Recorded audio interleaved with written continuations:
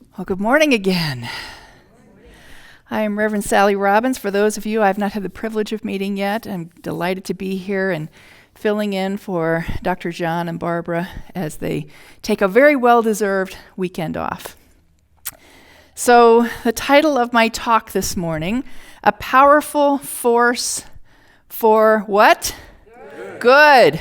So let's say that together. I am a powerful force for good. Again, I am a powerful force for good. All right, now that you've declared that, what does that mean? What does that mean? So I have breaking news to start with. Are you tired of breaking news like I am? Thank you, Pegatha. Not mine, I hope. So this is breaking news. Just has come into the newsroom now. Being a former newscaster, that's what every newscaster wants to be able to say, right? We got the scoop. We got breaking news. Nowadays, that means anything. But breaking news, this just in. A powerful pandemic is sweeping the country. Now, this pandemic is touching everything and everyone in its path. I'm not talking about COVID-19. I'm talking about a powerful force where everyone is touched, lifted, inspired, and enlightened to become a powerful force for good, for peace, for light, for love. Can you say an amen to that? Yes. Wouldn't that be breaking news? Oh my goodness. I'm going to put that out there, that we are ready to hear that kind of news in our lifetime. But unfortunately, news tends to be very negative, doesn't it? I got tired of chasing fire trucks and ambulances. That's why I left the news business, because it's all about how can I find the most conflict to report on. And I wanted to be able to say good things. What a coinky-dink. I became a minister. So I know that I am choosing today, that I am here to be a powerful force for good in this world. I started to do a little digging about that. I actually Googled, has anyone else said these words? Well, guess what? Someone very wonderful has, and it's the Dali Lama. The Dali Lama actually said his vision for the world is to be a powerful force for good. And he said his formula for this happening is this: 3 very simple steps. Number 1, gain inner composure. Now, would you agree that that's not always easy to do in today's times? But that's the first step. Because how can I be a powerful force for good if I'm all blah? And trust me, I've been blah too many times in the past year. And yet, gaining my inner composure is the way for me to then be a vehicle for good in this world. Number 2, follow an inner rudder for compassion. Now you know, the Dali Lama, he stands for compassion, right? This man was booted out of his own country. Monasteries were destroyed. Millions of his own people were killed and murdered. And yet he still finds a way to find that rudder of inner compassion. That is something that he practices every day. Now, if the Dalai Lama can do that, I know I sure can, because he's really living his truth, is he not? And third, act now in whatever way you can. In whatever way you can. And I love that because there are things that come up. I was just talking with someone on the way in, and I said, every morning I just wake up and I say, how can I serve today, Spirit? How can I serve? And you know what? Spirit always finds a way to answer that question. And there's always something for me to do and be and live and to walk my truth as a religious scientist. If I really do believe in these principles, these unifying spiritual principles, then I need to act as if I am doing it. I don't want, for instance, if I'm driving down the road and someone sees I've got a bumper sticker on my car that says, peace, and I'm going like this at the next driver, what does that say to the world? I'm not exactly in my peaceful mode at that moment. So if I find within me. It all begins right here. For me to embody the principles that I want to see elsewhere in my world, I have to know that it starts right here. The Dali Lama goes on to say, as human beings, equipped with marvelous intelligence and the potential for developing a warm heart, each of us can become a force for good. Now, he doesn't say a few of you. He doesn't say, well, maybe some of you. He says each of us can become a force for good. And the way I become a force is different than the way you become a force. And we get to pick what that is. I want to explore that a little bit more. Here's another powerful force for good going on in the world right now. I doubt most of you know about this. I sure didn't until I started doing some research. This is something called the Elders. The Elders is a group that was formed in 2007 by Nelson Mandela. Again, someone who has definitely decided to live in compassion. He has now since made his transition, but before he left the planet, after serving in a prison for 27 years, he still came out and decided, I'm going to be a powerful force for good. I don't care how old I am. I don't care how my country, South Africa, is. I'm going to be a force for good today, right now. And he formed this group, the Elders, in 2007. And you see there's the current board there right now. The woman in red is the former, she was the first woman president of Ireland. And so we're talking about major leaders here. Desmond Tutu served on the board for a while. Jimmy Carter served on the board. And so what they do, you see that their elders' vision here is their vision is of a world where people live in peace and live in peace, conscious of their common humanity. Conscious of their common humanity. And what they do is they work behind the scenes diplomatically. They try and get corporations to perhaps send money where it's needed. Maybe it's vaccinations, whatever. They want to have a world that is working for everyone, which is what CSL's vision is as well. And they work on several causes: ethical leadership, resolving conflict. Now, again, they're behind the scenes doing a lot of things that we never hear about.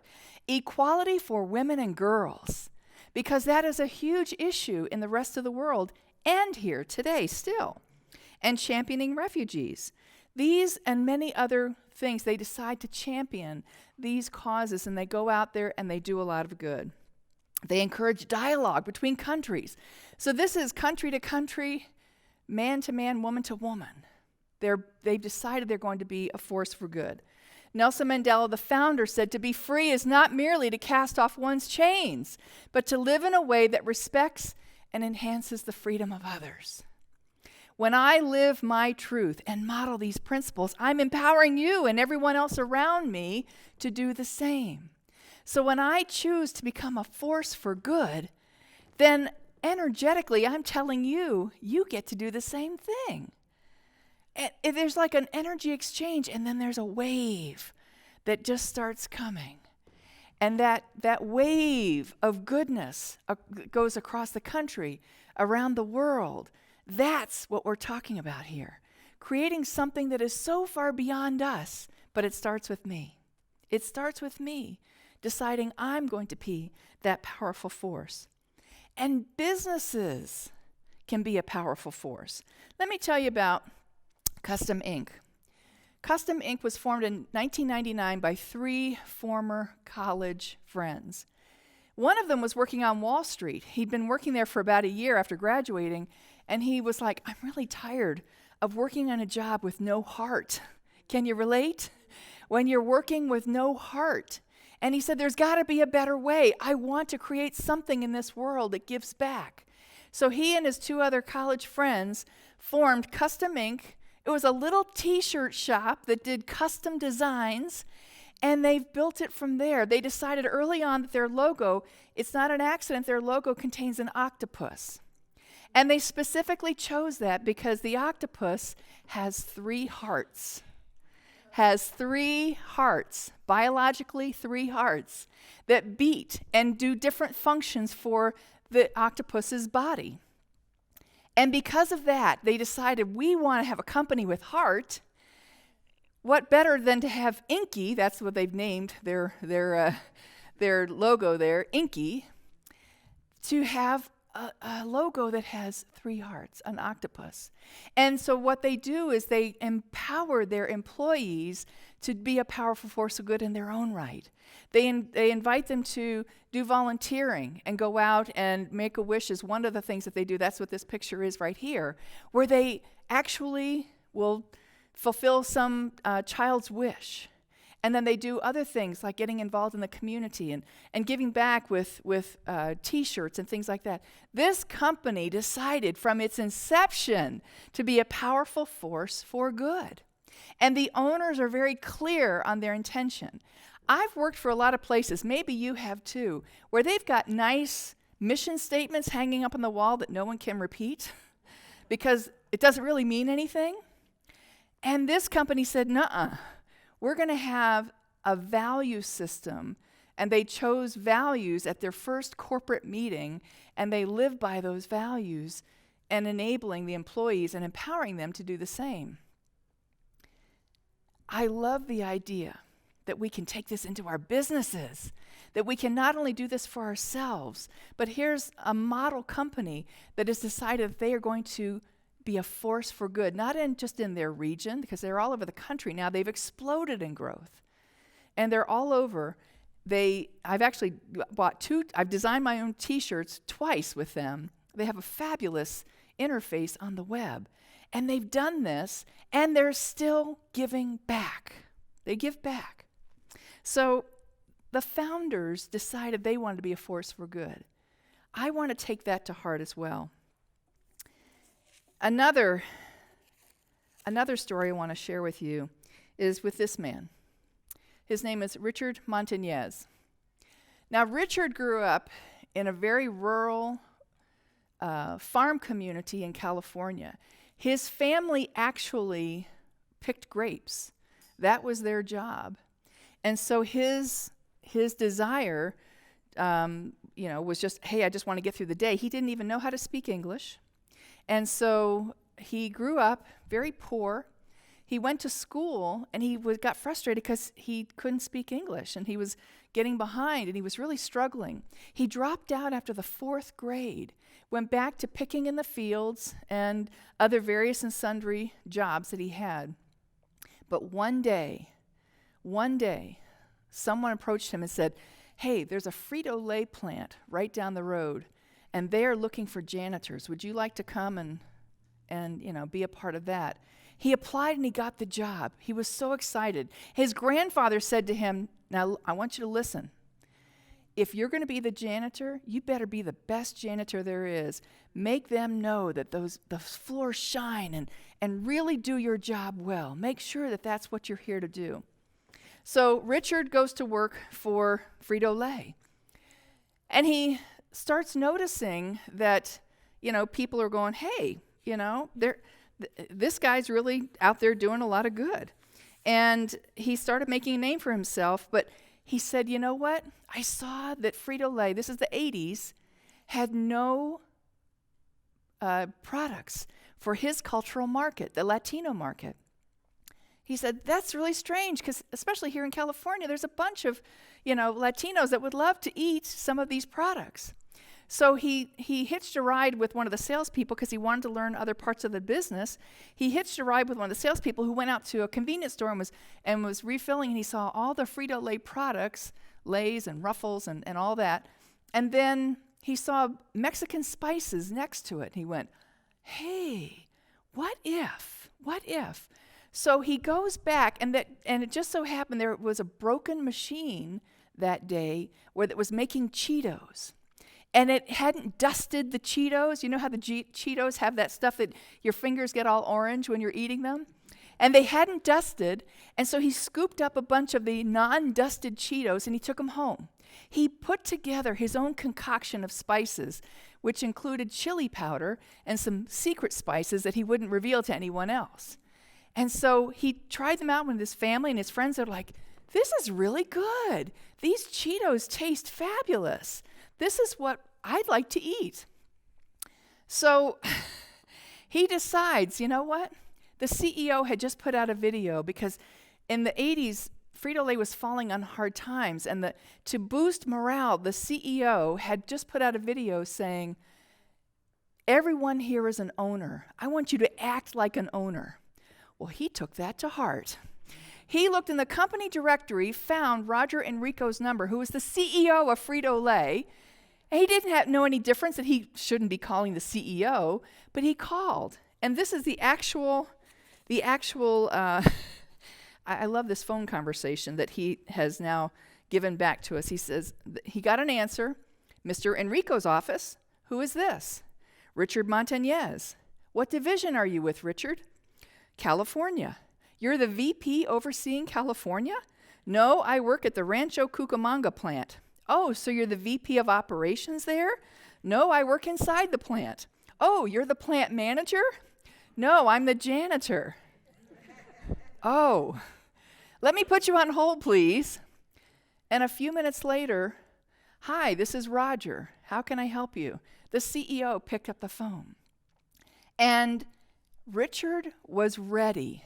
He was ready because he had an idea and he said, if I'm really an owner and I'm going to be a force for good, I'm going to make my pitch. And so he said, I've got a great idea. Here's how my idea came into existence. I took these home. I tried them on my friends and family. I think this would be a great idea for Frito-Lay. And the CEO said, you know what? 2 weeks, I'll be at that plant with my VPs. You can make a presentation to us. Whoa, okay, now he's rolling. He's ready to go. He didn't know how to do a presentation. He had a 4th grade education. He was like, what do I do now? He and his wife went to the library, got a book on marketing, and figured out, what he could say the first couple of paragraphs. And then he decides, you know what, I'm going to make up sample bags. So he took baggies, and he put samples in 30 bags and ironed them with his clothes iron so that they were shut. Then he drew logos on the front, and he was ready to go. He gets there. He's so nervous. He bought a tie, a $3 tie, because he didn't own a tie. And he shows up. He's so nervous. And he starts his presentation. They eat the Cheetos with this spice on it. And so one of the VPs there said, these are pretty good. So how much market share do you think we can get? He didn't even know what market share was. And he's so nervous, and he goes, I was shaking, and I damn near wanted to pass out. But I opened my arms and said, this much market share. He said, I didn't even know how ridiculous that looked. The room went silent, and the CEO stood up, and he smiled. Ladies and gentlemen, do you realize we have an opportunity to go after this much market share? He turned to Montanez, and he said, put that mop away. You're coming with us. And he then went on to help develop, you might have eaten these, Flamin' Hot Cheetos. Flamin' Hot Cheetos became a huge hit. And Richard started working his way up. He spent the next 30 years. He's now the VP of his division. A 4th grade education who decided, I'm the owner here too. I'm going to be an empowering force for good for my market. And so Flaming Hot Cheetos has become so successful. If you go to Cheetos.com, there's a whole recipe section where you can see Cheetos on tacos, Cheetos in popcorn, and then, of course, Cheetos on mac and cheese and Cheetos on pizza. I'm not making this up, guys. This is real stuff. Apparently, there's a cult following for this kind of food. And so Richard now travels. He's still an executive at Frito-Lay, but he's an amazing speaker on the speaker circuit now. Who could have thought that someone said, I'm going to be a force for good, and do you see how Spirit just says, come on. For every inch I take towards Spirit, Spirit says, okay, I got a bigger idea for you. He had no idea that Flamin' Hot Cheetos would be born, and yet this was the vehicle that helped him create a fabulous niche for him and his family. So he's definitely learned how to take advantage of an opportunity that came his way. Ernest Holmes, you saw this quote earlier. Our work will best be done in quiet expectancy and in calm confidence. The results rest in the eternal law of good. Now, the key word in that phrase is expectancy, because we have a law of good, but there's a law of expectancy. We don't get what we want. We get what we expect. Let me say that again. We don't get what we want. We get what we expect. And if you expect that only good, because that's our premise, right? That we are here, that the universe is always supporting us, even when it doesn't appear to be so, if we know that for certain, what's that story? I know there's a pony in here somewhere. If we absolutely hold to that idea, that the law of expectancy says, you too have good simply awaiting for you, claim it. Claim it. And when we do, we take that first step towards claiming. He said, okay, I'm going to make new Cheetos. I'm going to figure out spices. He had no idea the many steps ahead of him, but he just did the next step, then the next step, the next step. And the law of expectancy was, I'm here to do good in this world. I'm here to be a powerful force for good. My friends, these times are testing us. You have been truly qualified simply by your deciding to show up and to be a spiritual being on this planet during this time. Do you know that? That you are here so that your good can be a ripple effect on the world. You are so needed at this time. And if your expectancy is so low, you cannot rise to the level of good that you are so capable of. You and I can learn a lot from some of how other people have stepped up to good. In 2018, this was a scene just outside of Detroit on I-696. About 1 a.m., the police got a call that there was a gentleman who was about to jump from this overpass. You see him in white on the far right of the screen there. He's up on the bridge.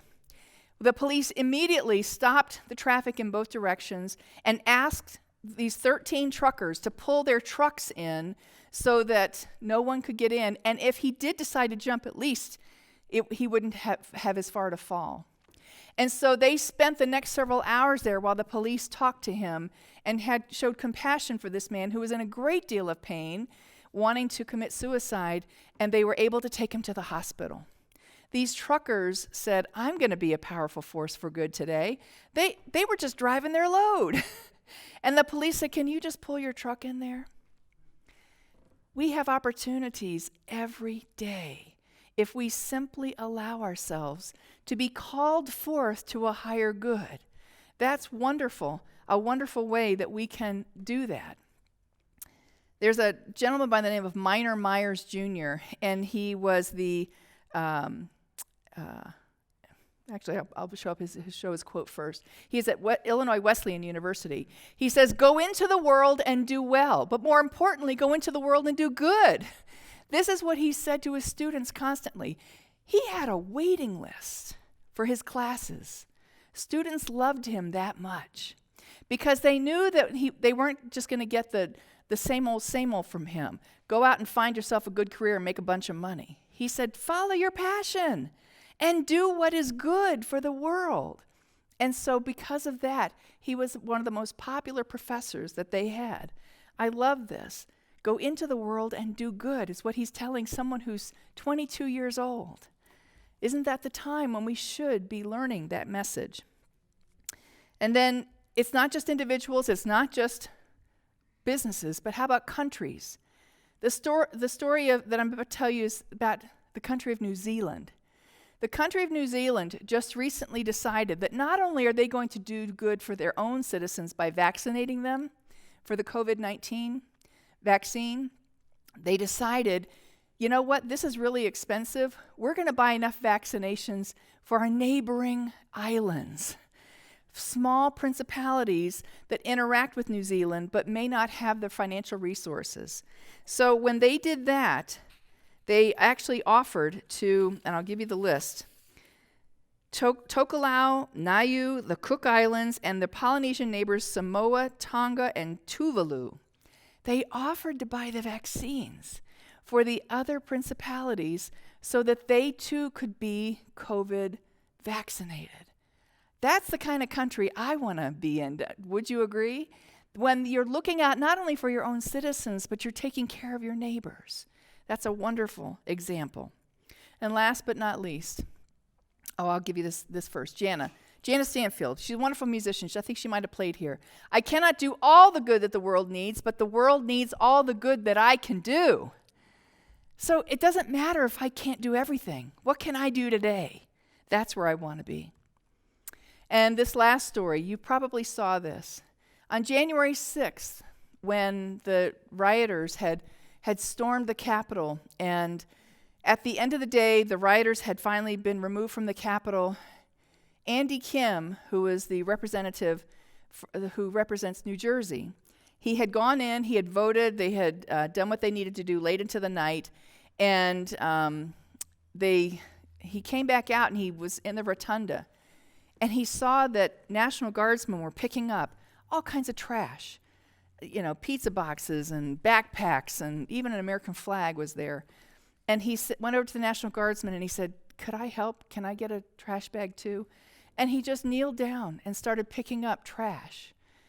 This representative, who did not know there was a photographer taking pictures of him, but he decided that, this is a place that I truly love. He said to a reporter later, "When you see something you love that's broken, you want to fix it. I love the Capitol. I'm honored to be there. This building is extraordinary, and the rotunda in particular is awe-inspiring.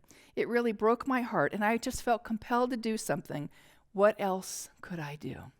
So he just very quietly just started picking up trash while the National Guardsmen were there also helping. And one of his fellow representatives came out and saw him. And this was New Jersey Democratic Republican Tom Malinowski. He said, "I think it was about 1 a.m. There were a couple National Guardsmen, and I noticed somebody on his hands and knees leaning under a bench to pick something up. And it was Andy, all by himself, just quietly removing debris and putting it in a plastic bag. He was clearly not doing it for an audience." Malinowski said, "It was, for me, the most poignant moment of the long night." Doing good. Opportunities will show up.